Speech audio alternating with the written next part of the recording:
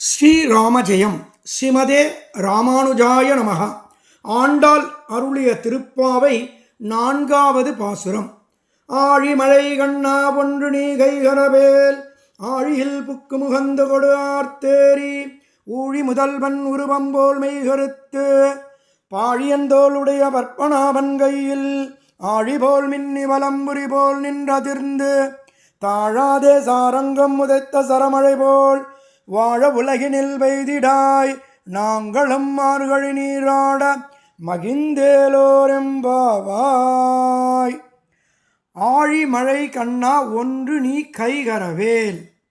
மழை பெய்யணுமாம், நல்லா பெய்யணுமாம், கொஞ்சமாக பெய்யக்கூடாதாம், தேவையான அளவுக்கு தேவையான சமயத்தில் பெய்யணுமாம். இந்த மழை பெய்கிற மெத்தடு ஒன்று இருக்காம். அதனால்தான் திங்கள் மும்மாறி பெய்துன்னு போன பாசுரத்தில் ஆண்டாள் சொன்னான். அதாவது 9 நாள் வெயில் காயணும், ஒரு நாள் மழை பெய்யணுமாம். அப்போ தான் நிலத்தடி நீர் ஊறும். இந்த மாதிரி மழை பெய்யணுமாம். ஆழியில் புக்கு முகந்து கொடு ஆர்த்தேரி, கடலுக்குள் புகுந்து நீரை மொண்டு இடி இடித்து, அதாவது மழை கொடுக்கும்போது நல்ல சிந்தனையில் கொடுக்கணுமா. ஃபார் எக்ஸாம்பிள் மகாபலி மாதிரி உண்மையாக கொடுக்கணுமா. கொடுத்ததுனால பகவான் பரமாத்மா குஷியில் கிடுகிடுன்னு வளர்ந்துட்டானாம். அதாவது நல்ல நீர் உண்ட மேகம் ஃபாஸ்ட்டாக போகாதாம், நிந்து நிந்து போகிற மாதிரி மழை வந்து இடி இடித்து போகணுமா. ஊழி முதல்வன் உருவம் போல் மெய்கருத்து பாழியந்தோளுடைய பற்பனாவன் கையில். ஊழி முதல்வன் எவ்வளவு கருப்புன்னு, பிரளயத்தில் சூரியன் மற்றும் சந்திரன் எதுவுமே இருக்காது, எல்லா பக்கமும் அப்படியே கருப்பாக இருக்கும். அதுக்கு மேலே கிருஷ்ணனுடைய தேகம் கருப்பாக பிரகாசமாக தெரியுமா. மேகத்தை பார்த்து அஷ்டபதி பாட பரந்தாமன் வந்துட்டான்னு ஆண்டாள் ஜோராக சொல்கிறான். மேலும் பத்மநாபனுக்குத்தான் அழகான பெரிய பெரிய விசாலமான தோள்கள்னு ஆண்டாள் நாச்சியார் சொல்கிறா. ஆழி போல் மின்னி வலம்புரி போல் நின்றதிர்ந்து, நாவிக் கவலத்தினுடைய பெருமாள் கையில் பளிச்சு பளிச்சுன்னு மின்னி பலபலன்னு ஜொலிக்கிற சங்கநாதத்தை எடுத்து பகவான் முழங்குறாராம். எப்படின்னா, நரகாசுரனை வதம் பண்ணின உடனே முழங்கினால் போல், அதே மாதிரி மகாபலியை ஜெயிச்ச உடனே சங்கநாதத்தை பாஞ்சசன்னியத்தை முழங்கினால் போல், அதாவது 14 லோகத்துக்கும் தன்னுடைய சங்கநாதத்தினால் வெற்றி களிப்பை சொல்லுவாராம். அப்படி நின்று அதிர்ந்து அதிரணமா தாழாதே சாரங்கமுதைத்த சரமழை போல், மழையோட ஒரு துளி விடுறதுக்கும் அடுத்த துளிக்கும் கேப்பே இருக்கக்கூடாதாம், அடர்த்தியாக பெய்யணுமாம். எப்படின்னா, பகவான் வில்லாகிய சாரங்கம் உதைத்த அம்புகள் போல் ஒன்று தான் கிளம்பும், ஆனால் வரிசையாக தொடர்ந்து நிறைய வருமா. அந்த மாதிரி மழை பெய்தால் நன்னா இருக்கும்னு ஆண்டாள் நாச்சியார் சொல்கிறார். வாழ உலகினில் பெய்திடாய் நாங்களும் மார்கழி நீராட மகிழ்ந்தேலோரெம்பாவாய்.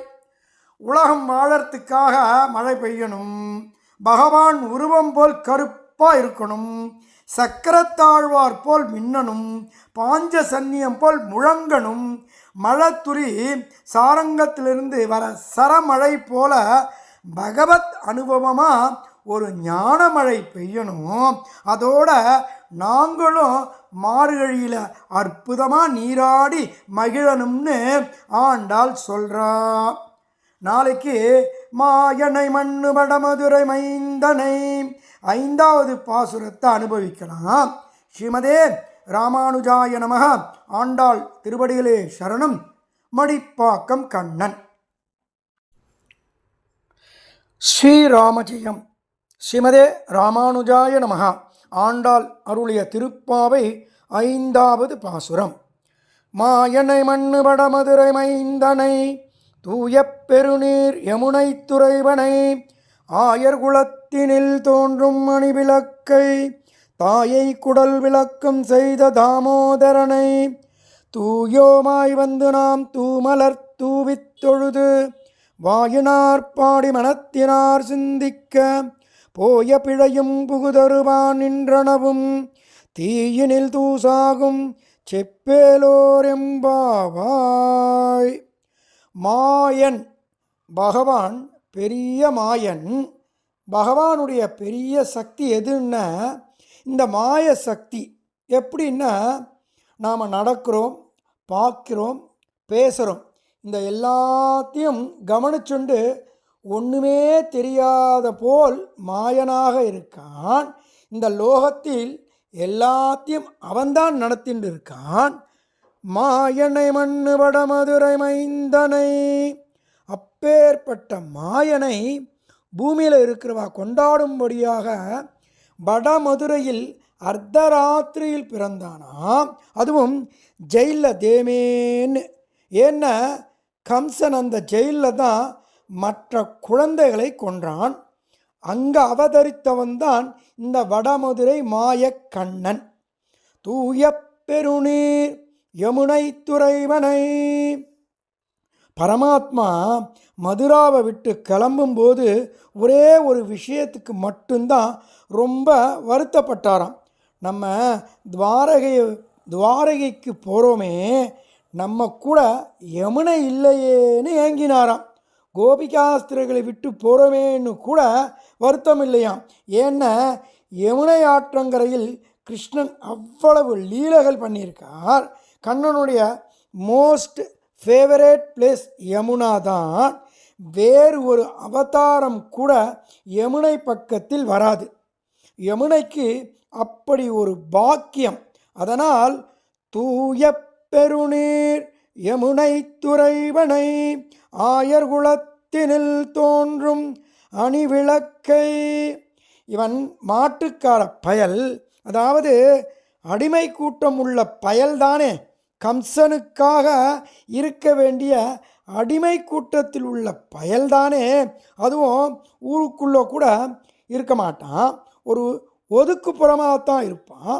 சாதாரணமாக நாம் சொல்லுவோம், அவன் ஒன்றுத்துக்கும் லாய்க்கு இல்லை, 4 மாடு தரேன் மேய்ன்னு. ஆனால் இந்த மாடு மேய்க்கிறது ரொம்ப கஷ்டம், படிக்கிறத விட ரொம்ப கஷ்டம் மாடு மேய்க்கிறது. அதனால் பகவான் யாருக்கும் தெரியாமல் ஒன்றுத்துக்கும் உதவாத மாதிரி இருந்தானா. தாயை குடல் விளக்கம் செய்த தாமோதரனை. தாயான யசோதாவுக்கு ஆனந்தம் கொடுத்தவன் யாருடா அப்படின்னா தாமோதரன் தான். அந்த தாமோதரனை கயத்தில் கட்டினவள் யசோதைத்தான். ஆனால் நம்ம குழந்தைக்கு என்ன பண்ணுறோம், வெள்ளி கொடியும் அருணாக்கரும் அதில் தாயத்து வேற கட்டுவோம். ஆனாலும் கிருஷ்ண பரமாத்மா அந்த கட்டின தாமக்கயிற்றை பத்திரமா வைகுண்டத்தில் தன் பக்கத்திலேயே ஸ்டில் வச்சுருக்கான். ஆனால் உரல் மட்டும் கோகுலத்தில் இன்னும் அப்படியே இருக்குது.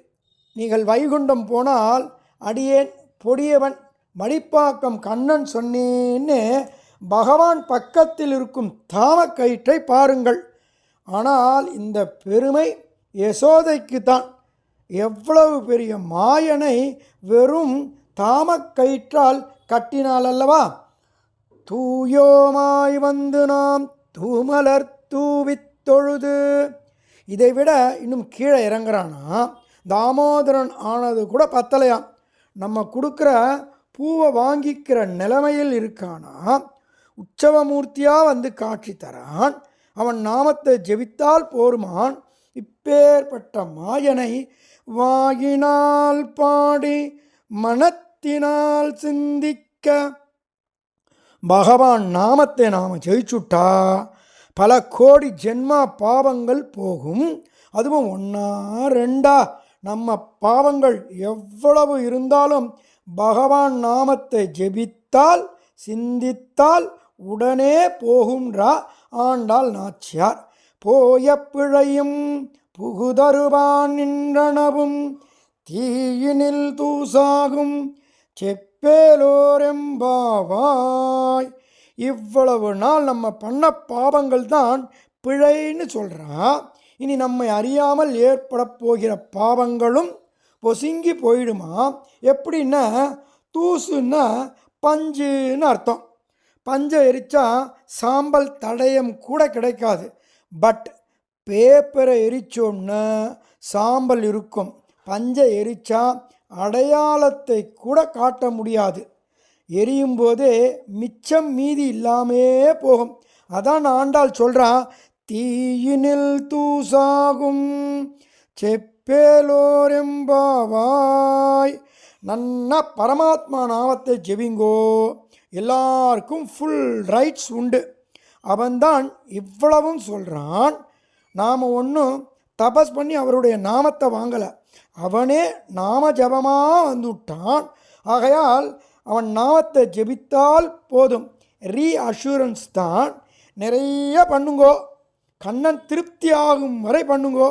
எப்படின்னா, நம் கண்களை மூடினால் சாட்சாத் பகவான் தெரிவான். அதுதான் திருப்தி. நாளைக்கு புல்லும் சிலம்பினகான் 5வது பாசுரத்தை அனுபவிப்போம். ஆண்டாள் திருவடிகளே சரணம். ஸ்ரீமதே ராமானுஜாய நமः. மடிப்பாக்கம் கண்ணன்.